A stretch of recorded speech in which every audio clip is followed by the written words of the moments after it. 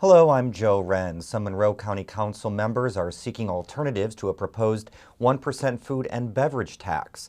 As WTIU's Jimmy Jenkins reports, council members say they're taking vocal opposition of the tax seriously. Several community members spoke Tuesday night for and against the tax that's projected to bring in an additional $2.5 million each year.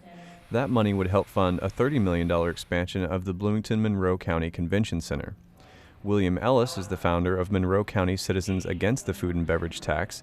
He calls the proposed tax regressive, saying it would disproportionately hurt low-income residents. Ellis says he'd rather see the project paid for out of the innkeeper's tax. The innkeeper's tax would be a very viable way to do this. That is a usage tax.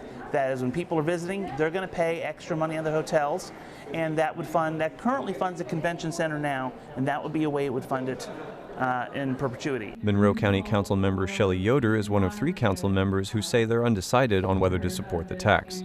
But after hearing a great deal of opposition, Yoder says an alternative revenue stream such as the innkeeper's tax might be a good solution. We could raise it from 5% to 8% and see if that could help us expand in a way that's feasible.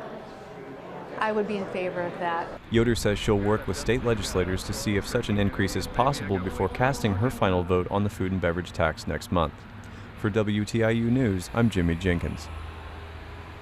And Indiana lawmakers are looking to Oregon as they consider standardizing and updating driver's education in both public and private settings across the state. Oregon's driver education program underwent a significant overhaul about a decade ago. Since that change, the number of car crashes involving 16-year-old drivers that caused death or injury has gone down more than 58%.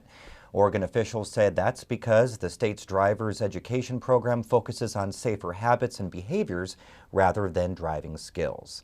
And now a quick check of the weather forecast for tonight. Clear. Lows down to 48 degrees, then tomorrow partly cloudy, more of the same like today. Gorgeous conditions with highs up to 75 degrees. Tomorrow night mostly clear, close down to 52. Then in the 5-day forecast on Friday, partly cloudy, 78. Bit warmer on Saturday, partly cloudy, daytime highs reaching 80 degrees. Then a slight chance of rain back in the forecast on Sunday and Monday with highs in the lower 80s. And for more on these stories and other local news, go to indianapublicmedia.org. For WTIU News, I'm Joe Hren.